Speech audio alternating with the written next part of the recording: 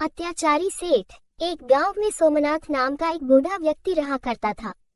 किसी जमाने में वह अपने गांव का मुखिया था, मगर अब गांव के लोग उसे मनहूस समझते थे। वो अपनी बूढ़ी पत्नी मीरा के साथ रहा करता था। आज भोजन को देखे हुए 2 दिन से ज्यादा हो गए। मीरा, भूख की वजह से मेरा तो दम ही निकाला जा रहा है। क्या हमें कभी भोजन जीवन में देखने को नहीं मिलेगा? सोमनाथ, तुम अच्छी तरह से जानती हो मीरा, सारे गांव वाले मुझे मनहूस समझते हैं। मैं किसी के भी घर पर भोजन मांगने के लिए जाता हूँ तो सब मुझे धक्के देकर बाहर निकाल देते हैं। मैंने खुद 2 दिन से खाना नहीं खाया। मीरा, तो फिर क्या करें? जहर खाकर आत्महत्या कर लें। सोमनाथ, अफसोस की बात तो यह है मीरा कि हम दोनों के पास जहर खाने तक के लिए पैसे नहीं हैं। अचानक मीरा मुखिया से बातें करते करते बेहोश हो गई। सोमनाथ, होश में आओ मीरा, होश में आओ। मुखिया के झकझोरने पर मीरा को होश आ गया। सोमनाथ, जब मैं गांव का मुखिया था तो मैं किसी को भी भूखे पेट नहीं देख सकता था। मैंने अपना सारा धन निर्धन लोगों की मदद करने में लगा दिया, मगर आज जब मेरा बुरा समय आया तब कोई भी मेरी मदद करने के लिए तैयार नहीं। अरे, मदद करना तो बहुत दूर की बात है, कोई मुझे 2 वक्त की रोटी देने तक को तैयार नहीं। लेकिन तुम चिंता मत करो, तुम कुछ देर यहाँ पर आराम करो, मैं कहीं न कहीं से इंतजाम करके लाता हूँ। इतना बोलकर मुखिया गांव के नए मुखिया रामलाल के घर पर चला गया।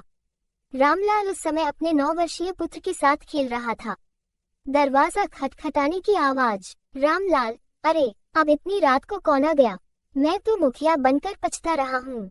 सारे गांव वाले समझते हैं कि उन सबने मुझे वोट देकर बहुत बड़ा एहसान कर दिया है। उन मूर्खों को इस बात का एहसास तक नहीं है, उन्हें वोट देने से पहले मैंने उनकी कितनी सेवा की है। लाखों इन गांव वालों पर लुटा दिया है, जिसे देखो मुंह उठाकर रात में मेरे दरवाजे पर मदद मांगने के लिए चला आता है। रामलाल दरवाजा खोलते हुए, तुम दरवाजे पर क्या कर रहे हो? सोमनाथ, भाई, मैं और मेरी पत्नी 2 दिन से भूखे हैं। अगर तुम्हारे घर में कुछ रोटियां पड़ी हो तो वो मुझे दे दो। रामलाल, देखो सोमनाथ, तुम्हारी जगह अगर कोई और होता तो मैं उसे कुछ खाने को भोजन दे देता, मगर तुम्हारी बात अलग है। यहाँ से निकल जाओ, इससे पहले कि मैं अपने दरवाजे से तुम्हें धक्के देकर बाहर निकाल दूं। सोमनाथ, आखिर मेरी गलती क्या है? रामलाल, गलती है कि तुम एक मनहूस हो, तुम हमारे गांव के लिए शाप हो। मुझे तो डर है कि अगर तुम कुछ देर यहाँ और ठहरे तो कहीं मेरे घर में कोई अनहोनी न हो जाए। सोमनाथ, तो इसमें मेरा क्या दोष है? मत भूलो रामलाल, वर्षों पहले मैं भी इस गांव का मुखिया था, और जब मैं गांव का मुखिया था तब इस गांव के लोगों की मदद करना अपना कर्तव्य समझता था। मेरे दरवाजे से आज तक कोई भूखा खाली पेट वापस नहीं गया। तुम बहुत बड़ा पाप कर रहे हो। रामलाल, तुम मुखिया थे जब थे, अब वो जमाने चले गए।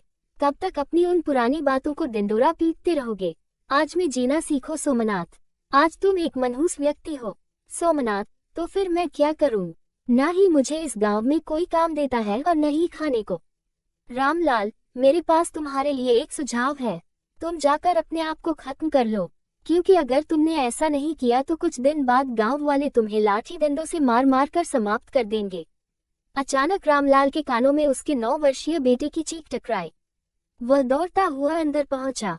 रामलाल, क्या हुआ बल्लू को? रामलाल की पत्नी, पता नहीं जी, बल्लू खेल रहा था, खेलते खेलते अचानक इसका पैर फिसल गया और यह गिर गया।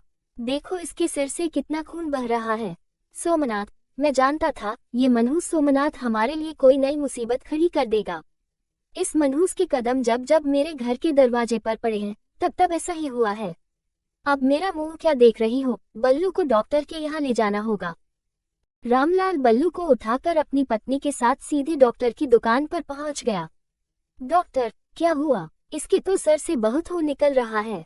तुम एक अपने छोटे से बच्चे का ख्याल भी नहीं रख सकते तो तुम गांव का क्या ख्याल रखोगे? रामलाल, अपना मुंह बंद करो डॉक्टर और मेरे बच्चे का इलाज करो। मत भूलो कि इस गांव का मुखिया हूँ मैं। भाषण देना मुझे ज्यादा शूट करता है और तुम्हें सिर्फ इलाज करना शूट करता है। इलाज करो। सोमनाथ रामलाल के पीछे पीछे हॉस्पिटल पहुंच जाता है। रामलाल, तुम मेरे पीछे हाथ धोकर क्यों पड़ गए हो? तुम्हें अभी भी सुकून नहीं मिला? देखो तुम्हारी वजह से मेरे बेटे का सर फट गया, अब तुम क्या चाहते हो कि मेरा भी सर फट जाए? सोमनाथ, मैं तो सिर्फ तुम्हारे पुत्र को देखने के लिए चला आया था। रामलाल, तुम्हें देखने की कोई जरूरत नहीं है। सोनू, तुम यहाँ से चले जाओ। सोमनाथ, मेरी पत्नी कुछ देर पहले बेहोश हो गई है, मुझे थोड़े पैसे दे दो। ज्यादा नहीं, सिर्फ इतने दे दो कि अपनी पत्नी को भोजन करा सकूं। मेरी पत्नी कुछ देर पहले बेहोश हो गई थी। रामलाल, तुम और तुम्हारी पत्नी हर बार बेहोशी होते हो। अरे, मर क्यों नहीं जाते? सोमनाथ, ये कैसी बातें कर रहे हो? डॉक्टर, अब ये बिल्कुल ठीक है, इसे घर ले जा सकते हो। डॉक्टर, तुम यहाँ पर क्यों आए हो? सोमनाथ, निकल जाओ यहाँ से। डॉक्टर, तुम यहाँ पर क्यों आए हो? सोमनाथ, निकल जाओ यहाँ से। सोमनाथ, मैं और मेरी पत्नी 2 दिन से भूखी हैं, मुझे कुछ खाने को दे दीजिए। इतने में डॉक्टर के सिर पर पंखा गिर जाता है। रामलाल, देखा, बेचारा डॉक्टर, अब इसका इलाज कौन करेगा? डॉक्टर की चीख सुनकर वहां मौजूद बल्ली, बलराम और भी गांव के कई व्यक्ति जमा हो गए। देखते ही देखते डॉक्टर की दुकान पर भीड़ लग गई। वह सभी सोमनाथ को क्रोध भरी नजरों से देख रहे थे। बल्ली, जब डॉक्टर बाबू की चीख हमें सुनाई दी, हम तभी समझ गए थे सोमनाथ कि तुम यहीं कहीं आसपास होगे और हमारा शक बिल्कुल सही निकला। बलराम, बल्ली बिल्कुल सही कह रहा है सोमनाथ, अब हम तुम्हें इस गांव में एक पल भी नहीं रहने देंगे। हम तुम्हें और ज्यादा नहीं झेल सकते। सोमनाथ, मेरी हालत पर तरस खाओ। तुम गांव वालों के लिए मैंने क्या कुछ नहीं किया। मत भूलो, आज जो गांव में विकास हुआ है वो सब मेरी ही मेहनत का नतीजा है, और आज जब मेरा बुरा वक्त है तो तुम गांव वाले मुझे और मेरी पत्नी को 2 वक्त की रोटी भी नहीं खिला सकते। बल्ली, क्योंकि तब तुम मनहूस नहीं थे, लेकिन कई सालों से तुम इस गांव के लिए शाप बन चुके हो। तुम जहां भी जाते हो उसका बेड़ा गर्क हो जाता है। तुम्हारे कारण गांव के न जाने कितने सीधे साधे लोग गांव छोड़कर चले गए। बलराम, बल्ली सही बोल रहा है। सोमनाथ, तुम्हारी वजह से गांव में डर का माहौल है। तुम जहां भी जाते हो सामने वाले के लिए मुसीबत खड़ी कर देते हो। रामलाल, मान क्यों नहीं लेते कि तुम मनहूस हो? अपनी पत्नी को लेकर इस गांव से निकल जाओ। बलराम, मुखिया जी सही कह रहे हैं सोमनाथ, हम तुम्हें पीटना नहीं चाहते क्योंकि तुम किसी जमाने में हमारे गांव के मुखिया थे, लेकिन अगर तुम इसी वक्त अपनी पत्नी को लेकर इस गांव से नहीं गए तो हम सब गांव वाले तुम्हें धक्के देकर बाहर निकाल देंगे। बलराम की बात सुनकर सोमनाथ की आंखों में आंसू आ गए। इसके बाद वो अपने घर की ओर चल दिया और अपनी पत्नी को लेकर जंगल में चला गया। वो दोनों एक घने पेड़ की छाया में बैठकर रोने लगे और रोते रोते सोमनाथ और उसकी पत्नी मीरा बेहोश हो गए। अगली सुबह दोनों की आंख भूख की वजह से खुल गई। मीरा, लगता है हमारी किस्मत में इस जंगल में भूखे पेट ही मरना लिखा है। सोमनाथ, हिम्मत मत हारो मीरा, ईश्वर पर भरोसा रखो। सोमनाथ ने इतना बोला ही था कि तभी बहुत तेज हवा चलने लगी और उस हवा में सफेद रंग की किरण उन दोनों के चेहरे पर फूटने लगी। कुछ ही देर में सोमनाथ और उसकी पत्नी मीरा बुढ़िया से जवान हो गए। उन दोनों को खुद में बहुत ताकत महसूस होने लगी। सोमनाथ, यह क्या हो गया? हम दोनों जवान कैसे हो गए? मीरा, मेरी भी कुछ समझ में नहीं आ रहा, आखिर चमत्कार कैसे हो गया? कहीं ये कोई जादू तो नहीं? तभी उन दोनों के कंधों में जोर से दर्द होने लगा और कुछ ही पलों में उनके दोनों कंधों पर बड़े बड़े पंख निकल आए। एक तो वैसे भी गांव वाले हम दोनों को मनहूस समझते थे, अगर ये पंख लेकर वहां पर जाएंगे तो वो हम सबको देखकर बुरी तरह से डर जाएंगे। हो सकता है कि वो हमें कहीं जान से ही मार दे। तभी उन दोनों के कानों में रामलाल और उसकी पत्नी की आवाज टकराए। मीरा, मेरे कानों में तो गांव के मुखिया और उसकी पत्नी की चीखें टकरा रही है। सोमनाथ, मुझे भी ऐसा लग रहा है जैसे कि रामलाल मदद मांग रहा हो। मीरा, लगता है बाबूलाल मुसीबत में है, हमें उनकी मदद करनी चाहिए। सोमनाथ, मैं उसकी मदद कभी नहीं कर सकता। कल रात में उसके दरवाजे पर तुम्हारे लिए भोजन मांगने गया तो उसने मुझे कितना अपमानित किया, और उसने गांव वालों के साथ मिलकर मुझे और तुम्हें गांव से धक्के देकर बाहर निकाल दिया। मीरा, ऐसा नहीं कहते। मत भूलो कि तुम जब गांव के मुखिया थे तब तुम लोगों की मदद किया करते थे। शायद ये पंख हमें लोगों की मदद करने के लिए ही दिए गए हो। सोमनाथ, भला यह क्या बात हुई? एक तो कुछ सालों से वैसे भी हम दोनों गांव वालों से अपमानित हो रहे हैं, धक्के खा रहे हैं, और ऊपर से तुम बोल रही हो कि ईश्वर ने हमें ये पंख उन लोगों की मदद के लिए दिए हैं। मीरा, जो भी हो, एक बार चल कर देखते हैं। सोमनाथ, तुम्हारी बात तो सही है मीरा, लेकिन हम दोनों अभी भी इस रहस्य को नहीं समझ पाए हैं कि हम दोनों अचानक जवान कैसे हो गए और ये पंख कैसे निकाल आए। हम दोनों कोई चिड़िया या पंछी तो नहीं है, हमें तो ये भी नहीं पता कि इन पंखों का इस्तेमाल कैसे किया जाए। सोमनाथ ने इतना कहा ही था, तभी उसकी पत्नी के पंख बुरी तरीके से फड़फड़ाने लगे और वो पंख दोनों को उड़ाते हुए गांव की ओर ले गए। कुछ ही देर में सोमनाथ और मीरा रामलाल की छत पर खड़े हुए थे। उन्होंने देखा कि रामलाल के घर में आग लगी हुई है और उसकी पत्नी कमरे में बंद है और रामलाल बाहर से मदद की गुहार लगा रहा था। मीरा, मेरा अंदाज सही निकला। रामलाल की पत्नी मुसीबत में है। बल्ली, ये चमत्कार कैसे हो गया? सोमनाथ भैया, तुम तो बूढ़े थे, जवान कैसे हो गए? सोमनाथ, ये चमत्कार कैसे हुआ, हम दोनों को भी नहीं पता।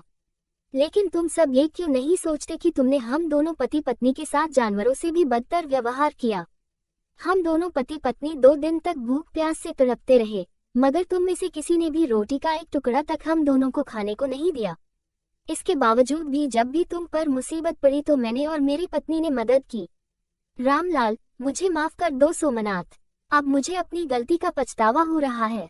तुम बिल्कुल सही कह रहे हो। मैंने तुम्हें एक बार नहीं बल्कि पता नहीं कितनी बार अपमानित करके अपने घर के द्वार से धक्के देकर बाहर निकाला, और आज जब मेरी पत्नी आग में जल रही थी तो तुमने ही मेरी मदद की। हम सब गांव वालों को क्षमा कर दो। सोमनाथ, नहीं, मैं तुम सब गांव वालों को कभी क्षमा नहीं कर सकता, और तुम सबके बुरे व्यवहार को मैं कभी नहीं भूल सकता।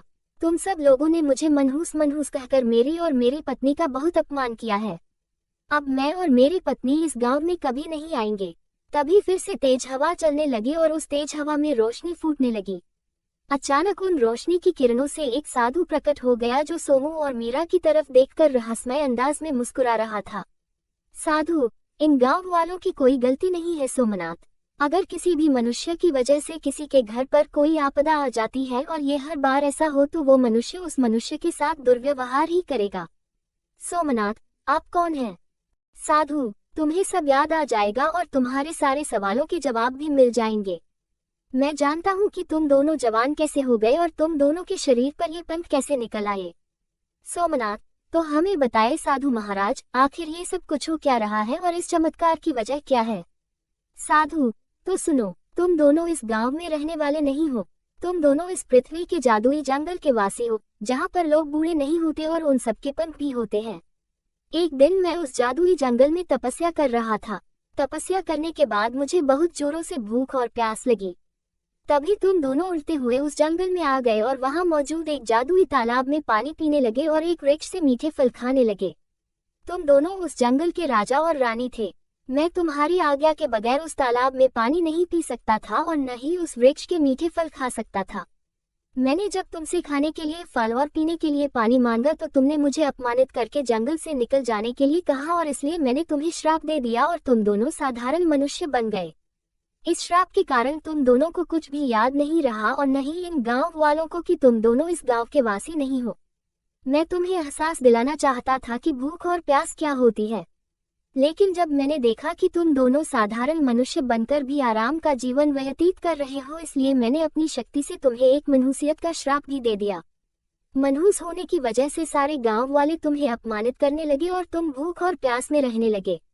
मेरे श्राप का तोड़ यही था कि इतना अपमानित होने के बावजूद भी अगर तुम अपनी हालत में रामलाल की मदद नहीं करते तो तुम कभी श्राप से मुक्त नहीं हो पाते और दोबारा साधारण मनुष्य बन जाते।